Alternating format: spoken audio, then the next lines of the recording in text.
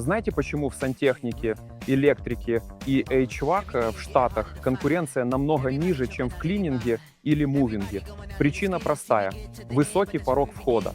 Если в клининг можно зайти практически сразу, то для инженерных специальностей сначала нужно пройти около 4,5 лет подготовки, практика на объектах, обучение и несколько экзаменов. Именно поэтому случайные игроки здесь почти не задерживаются. Но есть важный нюанс.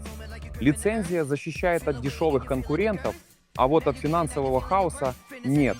Даже сильная техническая компания может терять прибыль из-за неправильного расчета тарифов, неэффективных процессов и отсутствия системы управления.